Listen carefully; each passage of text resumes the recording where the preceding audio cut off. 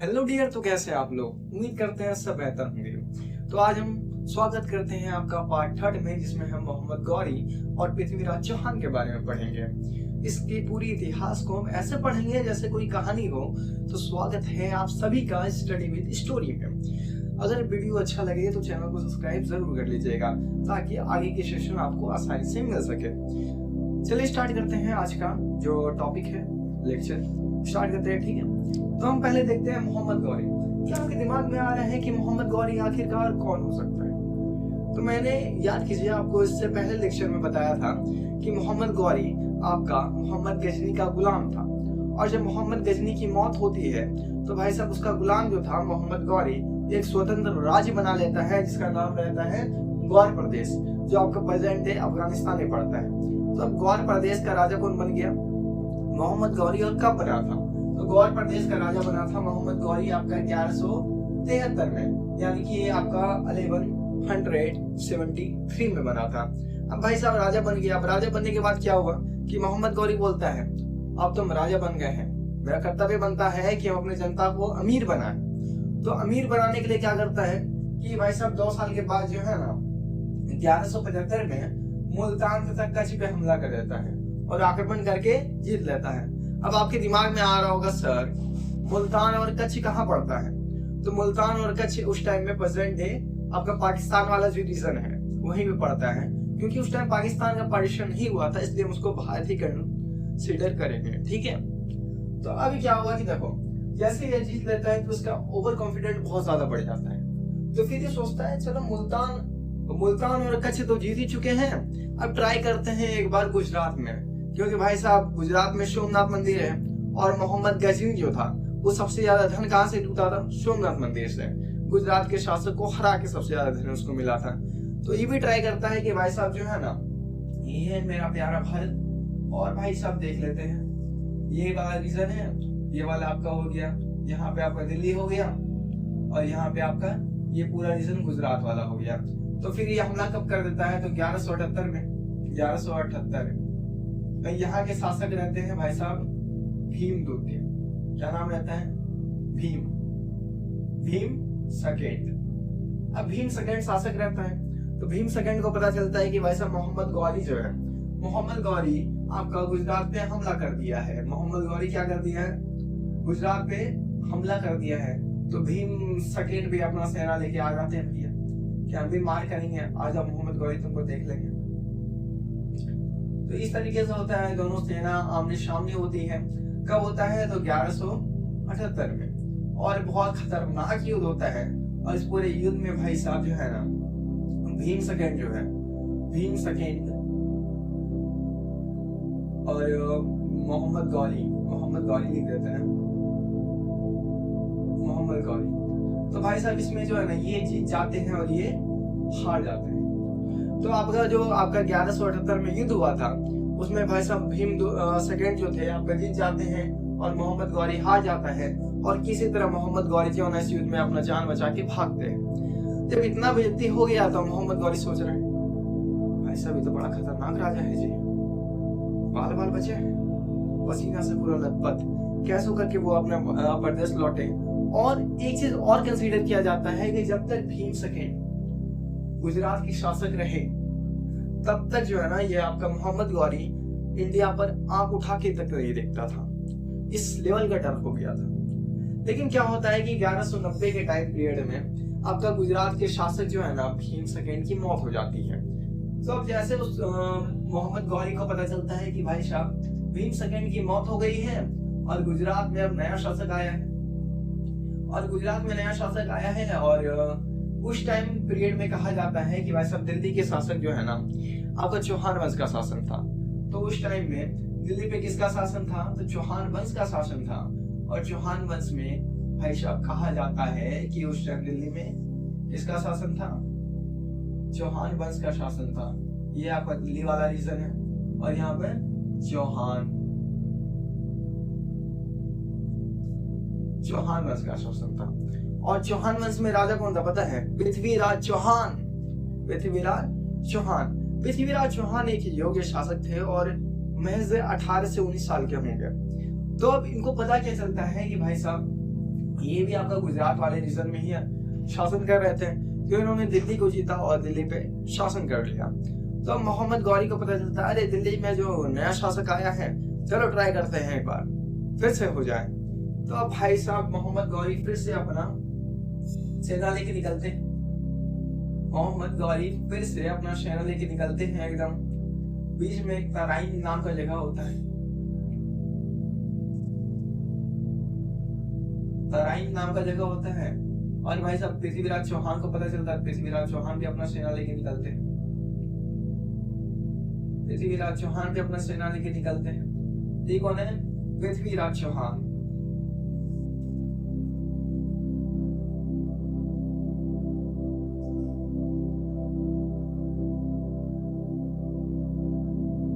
और ये मोहम्मद गौरी। अब क्या हुआ कि पृथ्वीराज चौहान और मोहम्मद गौरी आमने सामने आ गए। तो अब क्या हुआ कि मोहम्मद गौरी जब देखता है कि भाई साहब ये 18 साल का लड़का, इसको तो मैं यूं ही हरा दूंगा, तो उनका ओवर कॉन्फिडेंट बहुत ज्यादा हाई हो गया। जैसे हाई हुआ और भाई साहब पृथ्वीराज चौहान बहुत ज्यादा बहादुर थे, उन्हें युद्ध का टेक्निक बहुत ज्यादा अच्छे से पता था। उनके सेनाओं में भी जो है ना बहुत बहादुर सब लोग थे और उनके लिए लड़ने मरने के लिए तैयार थे।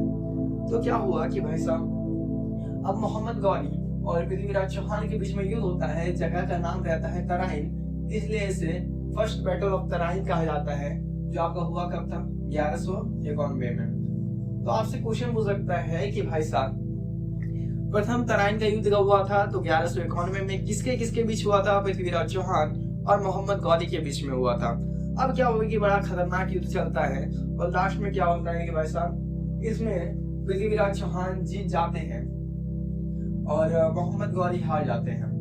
अब क्या हुआ कि इसमें बहुत गंदी तरीके से हराते हैं और भाई साहब तलवार मोहम्मद गौरी का गला काटने वाला ही होता है कि एक घोड़े पे वो भाग जाते हैं।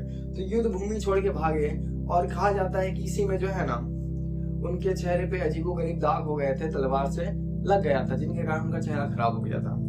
तब जैसे वो अपने राज्य पहुंचे, लोगों ने उनका मजाक उड़ाया कि कैसा शासक है, युद्ध भूमि से भाग गया। तो अब क्या हुआ कि एक साल इन्होंने बहुत ज्यादा तैयारी किया और क्या हुआ कि जैसे पृथ्वीराज चौहान जीत गए तो उनके लाइफ में कुछ लेफ्ट ट्रायंगल आता है और उनको एक सुमित्रा करके राजकुमारी से प्यार हो जाता है। अब भाई साहब आपका जो है, तो अब हुआ क्या कि आपका प्रथम तराइन का युद्ध तो हो गया और पृथ्वीराज चौहान अपने पर्सनल लाइफ में कुछ ज्यादा इंक्लूड हो गया था, जिसके कारण सेकंड तराइन के युद्ध में उनको हारना पड़ता है। तो आगे की कहानी हम थोड़ी सी देखते हैं कि आखिरकार ऐसा क्या रीजन था जिसमें पृथ्वीराज चौहान ने पहले तराइन के युद्ध में तो मोहम्मद गौरी को हरा दिया, पर दूसरे तराइन के युद्ध में वो खुद हार गए।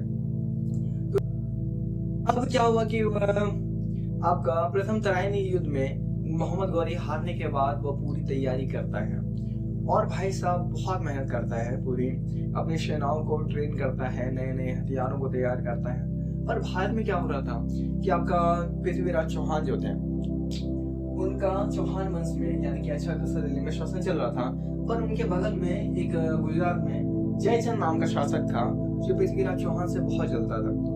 कहा जाता है कि पृथ्वीराज चौहान जो है ना वो जयचंद के ही सगे संबंधी थे और जयचंद जो थे तो उनका मानना था कि ये जो दिल्ली सल्तनत है ये मुझे मिलना चाहिए, क्योंकि पृथ्वीराज चौहान तो एक कम उम्र का बच्चा है, इतना बड़ा साम्राज्य वो कैसे संभालेगा, जिसके कारण उनको लगता था कि मेरे साथ अन्याय हुआ है, इसलिए वो पृथ्वीराज चौहान से नफरत करते थे। अब क्या हुआ कि जयचंद की एक बेटी थी जिनका नाम था सुमित्रा नाम था। अब सुमित्रा को क्या होता है कि वैसा पृथ्वीराज चौहान से हो जाता है प्यार, और जहां आ गया प्यार तो हो गया बर्बाद। तो पृथ्वीराज चौहान से हो गया प्यार, तो अपना खत लिखती है सुमित्रा, खत लिखती है किसके नाम? पृथ्वीराज चौहान के नाम। और भाई साहब पूरे स्वयंवर यानी कि उस टाइम में राजाओं के द्वारा स्वयंवर किया जाता था, तो पृथ्वीराज चौहान को जो है ना सुमित्रा के स्वयंवर में आपका जयचंद बुलाते ही नहीं है और बेइज्जती करने के लिए क्या करते हैं कि दरबान के रूप में पृथ्वीराज चौहान का पुतला बाहर में लगा देते हैं और भाई साहब स्वयंवर जैसे स्टार्ट होता है। सुमित्रा क्या करती है, जो वरमाला होता है वो जाके जो है ना पृथ्वीराज चौहान के पुतले में डाल देती है। जैसे पृथ्वीराज चौहान को पता चलता है कि भाई साहब जयचंद ने उनका ऐसा बेइज्जती किया है, तो वो घोड़े पे आते हैं और सुमित्रा को लेके भाग जाते हैं। अब जैसे लेके भाग गए तो सभा में जितने राजा आए थे वो लोग बोल रहे हैं, भाई साहब ये जयचंद को देखो, बेटी भाग गई है, हम लोग को बेइज्जती करवाने के लिए बुलाए हैं? जब पहले से पता था कि पृथ्वीराज चौहान से प्यार करती है आपकी बेटी, तो हम लोग को काहे बेइज्जती करने के लिए बुलवाए? बहुत सुनाता है। अब इससे होता क्या है कि जो आपका जयचंद होता है वो बहुत ज्यादा गुस्सा हो जाता है। तो वो क्या करता है कि भाई साहब अब मोहम्मद गौरी जो है ना पूरा सीक्रेट बता देता है कि पृथ्वीराज चौहान का सेना कहाँ पे रहता है, वो लोग तैयारी कहाँ करते हैं, आप कैसे वार करिएगा जो जीत जाइएगा। तो भाई साहब इसी स्थिति में जो है ना जैसे ऐसा सब चीज पता चल जाता है तो अब युद्ध होता है वैशव तराइन नाम का जगह में। फिर तराइन के नाम पे आ गया। तराइन का सेकेंड वार कब होता है? तो 1192, ठीक है, 1 साल बाद। ये आपका गौर प्रदेश है।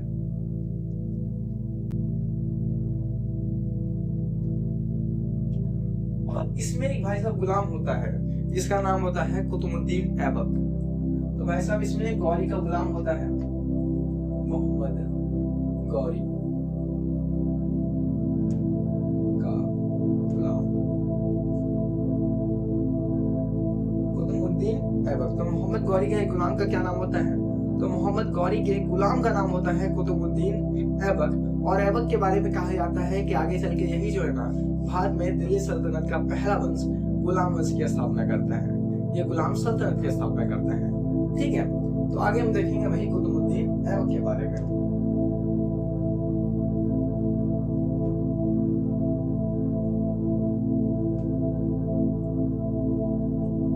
हम भाई साहब मोहम्मद गौरी भी अपना सेना लेके निकला, यहाँ तक पहुंच गया। जैसे पृथ्वीराज चौहान को पता चलता है कि भाई साहब उनका शादी हुआ ही रहता है, दूसरे दिन युद्ध हो जाता है। बेचारा अपना बीवी को बोलता है बाय आते, अब राज्य बचाना है तो युद्ध तो करना पड़ेगा। तो पृथ्वीराज चौहान भी अपने सैनिकों के साथ निकलते हैं। बट इसमें खेल हो जाता है भैया, खेला खूबी बड़ा हाल है ममता बनर्जी का, वही हो जाता है जिसके कारण पृथ्वीराज चौहान की इस पूरे युद्ध में हार हो जाती है। तो कहा जाता है कि भाई साहब सेकेंड बैटल ऑफ तराइन में क्या हुआ कि पृथ्वीराज चौहान आपका मोहम्मद गौरी जो है ना वो जीत जाता है और पृथ्वीराज चौहान हार जाते हैं। और भाई साहब अब युद्ध भूमि में होता क्या है कि मोहम्मद गौरी बोलता है कि जो भी पृथ्वीराज चौहान को बंदी बनाकर लाएगा मैं उसे दिल्ली का राज्य दे दूंगा। तो भाई साहब अब यहाँ पे भूमिका आता है कुतुबुद्दीन ऐबक का। कुतुबुद्दीन ऐबक एकदम घोड़े से सवार होकर जाता है और जाते जाते क्या करता है कि जैसे जाके एकदम पूरा पृथ्वीराज चौहान को घेर लेता है और बंदी बना लेता है, जिसके कारण भाई साहब मोहम्मद गौरी जो है ना आपका कुतुबुद्दीन ऐबक से बहुत खुश हो जाता है, जिसके कारण जब मोहम्मद गौरी की मृत्यु होती है तो उसके बाद वो दिल्ली सल्तनत कुतुबुद्दीन ऐबक को दे देता है। तो आपका सेकेंड बैटल ऑफ तराइन में क्या हुआ वो पता चल गया। अब क्या हुआ कि देखो सेकेंड बैटल ऑफ तराइन तो ठीक ठाक चल रहा था, तो उसके बाद क्या हुआ कि जयचंद जो था, जयचंद को लास्ट में गिल्ट होने लगा कि वैसा हम क्या किए, अपने बेटी का सुहाग उजाड़ दिए। हम क्या किए कि अपने बेटी का सुहाग उजाड़ दिए, हम कैसे पिता हैं। तो अब क्या करता है कि भाई साहब फिर क्या हुआ कि 1194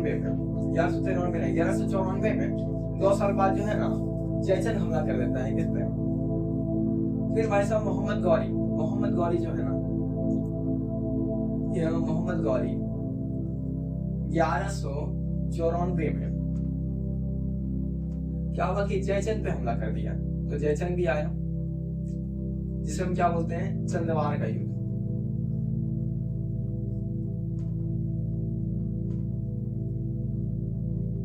और इसमें क्या होता है जयचंद हार जाता है। जयचंद क्या होता है हार जाता है और मोहम्मद गौरी जीत जाता है। जीता मोहम्मद गौरी इसमें जीत जाता है और जयचंद हार जाता है। तो आपका चंद्रवार के युद्ध में क्या होता है कि मोहम्मद गौरी जीत जाता है और जयचंद हार जाता है। तो ये तो पूरी कहानी थी मोहम्मद गौरी पृथ्वीराज चौहान की। कि भाई साहब हम जो है ना इंडिया पे अब फाइनली अधिकार कर लिए हैं। तो एक पंजाब के खोखर जनजाति, ये आपका पंजाब वाला प्रांत है, यहाँ से खोखर जनजाति,